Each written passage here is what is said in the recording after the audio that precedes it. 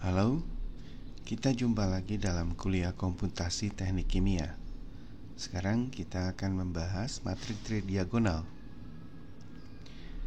Masalah rekayasa umumnya menghasilkan sistem persamaan aljabar linier yang apabila dinyatakan dalam bentuk matriks, maka matriks ini memiliki sejumlah besar elemen-elemen bernilai 0 atau matriks kerancang, sparse matrix. Beberapa di antaranya, elemen-elemen yang tidak nol biasanya berkumpul di sekitar diagonal matriks. Apabila elemen-elemen tidak nol tersebut membentuk 3 pita di sekitar diagonal matriks, seperti yang ditunjukkan pada gambar di sebelah kanan ini, maka matriks tersebut disebut matriks tridiagonal. Matriks tridiagonal terdiri dari 3 pita. Pertama adalah elemen-elemen pada diagonal utama. Kedua adalah elemen-elemen pada super diagonal atau di atas diagonal utama. Dan yang ketiga adalah elemen-elemen pada subdiagonal di bawah diagonal utama. Nah, beberapa masalah teknik kimia diformulasikan menjadi matriks-matriks tridiagonal ini. Di antaranya adalah neraca massa kolom berbagi atau tray kolom dan penyelesaian masalah diferensial melalui metode diskretisasi. Agar dapat lebih terbayang, mari kita lihat contoh-contohnya. Contoh pertama adalah peneracaan kolom berbagi untuk proses ekstraksi. Nah, sebuah kolom dengan n buah tahap digunakan untuk mengekstrak satu komponen dari dalam umpan menggunakan pelarut. Umpan dimasukkan dari atas kolom, sedangkan pelarut dimasukkan dari bawah kolom. Ekstrak keluar di atas kolom, sedangkan rafinat keluar di bawah kolom. Dan neraca komponen di setiap tahap tray dapat dinyatakan sederhana, yaitu laju massa komponen yang masuk sama dengan laju massa komponen yang keluar. Untuk tahap pertama, neraca massa ini adalah minus L kali X0 ditambah V kali Y2 sama dengan L dikalikan X1 tambah V dikalikan Y1. Di dalam tiap tahap terjadi kesetimbangan K sama dengan Y dibagi X. Nah, jika semua variabel Y dinyatakan sebagai K dikalikan X, maka persamaan neraca massa komponen dapat disusun ulang menjadi minus L plus V dikalikan K dikalikan X1 ditambah V dikalikan K dikalikan X2 sama dengan L dikalikan X0. Untuk tahap-tahap berikutnya, neraca massa komponen dapat disusun sama seperti tadi dan diperoleh persamaan seperti yang ditampilkan pada layar. Nah, apabila persamaan-persamaan ini kemudian disusun dalam bentuk matriks, maka kita dapat sebuah matriks tridiagonal seperti yang ditunjukkan pada bagian sebelah kanan. Baik, contoh lain yang kedua adalah konduksi panas satu arah pada keadaan tunak. Nah, sebuah bahan mengalirkan panas dari satu sisi kiri dengan temperatur 200 derajat Celcius ke sisi kanan yang bertemperatur 25 derajat Celcius.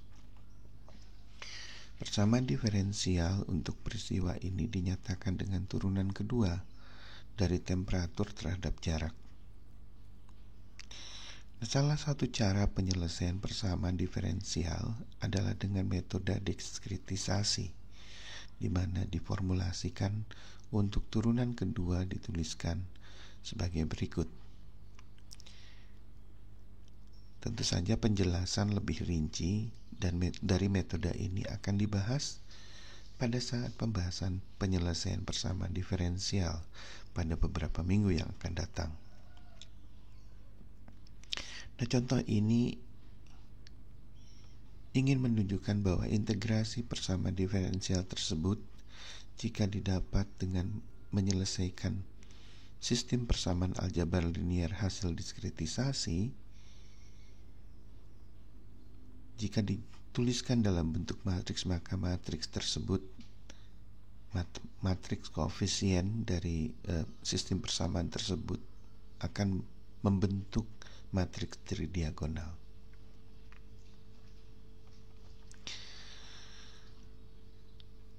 Baik, untuk menyelesaikan sistem persamaan aljabar linier dengan matriks koefisien A berbentuk matriks tridiagonal, matriks A dapat didekomposisi menjadi matriks L dan matriks U. Dekomposisi hanya berdampak pada baris dan kolom yang memiliki nilai tidak nol saja. Padahal matriks tridiagonal memiliki sejumlah besar elemen bernilai nol. Nah, apabila ukuran matriks cukup besar, misalnya 100 kali 100, selain matriks asal dan matriks hasil berukuran besar, ya, tentu saja ini makan memori, sejumlah perhitungan eliminasi Gauss juga dilakukan percuma, seperti 0 dikurangi lambda kali 0 sama dengan 0. Nah, hal ini akan menyebabkan perhitungan menjadi tidak efisien. Lalu bagaimana caranya untuk mengeliminasi matriks tridiagonal?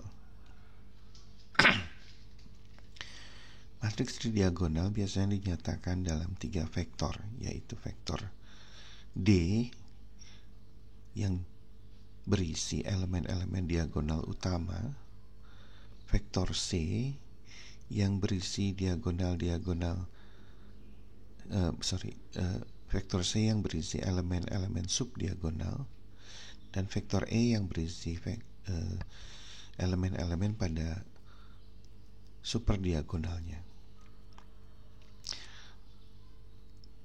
Nah, dari segi penyimpanan untuk matriks 100 kali 100, penyimpanan pada 3 vektor tersebut hanya menempati 298 ruang penyimpan, dibandingkan dengan matriks 100 kali 100 yang membutuhkan 10.000 ruang penyimpan. Nah, dekomposisi matriks tridiagonal dilaksanakan dengan dekomposisi Doolittle agar mendapatkan matriks L dan U. Pada matriks tridiagonal, eliminasi hanya dilaksanakan pada baris K terhadap baris K-1. Baris-baris setelah K tidak dilaksanakan karena nilainya sudah 0. Setelah eliminasi, tentunya elemen-elemen di bawah diagonal utama akan bernilai 0.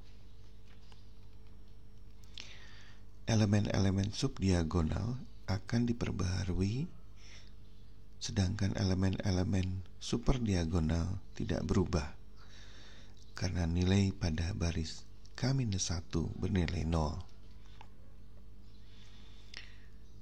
Nilai lambda disisipkan pada elemen subdiagonal.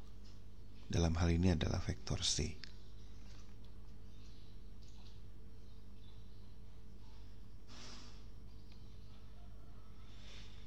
Setelah dekomposisi Doolittle, vektor C, D, dan E dapat membentuk matriks L dan U.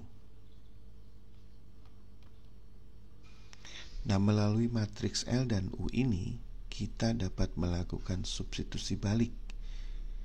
Vektor Y dapat diperoleh melalui substitusi balik L terhadap B, sedangkan vektor X dapat diperoleh melalui substitusi balik U terhadap vektor Y.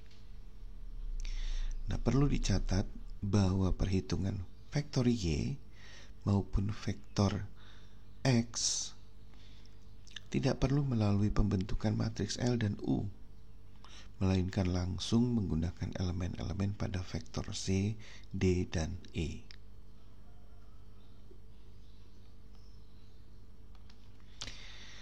Sekian penjelasan tentang penyelesaian persamaan aljabar linier yang membentuk matriks dari diagonal.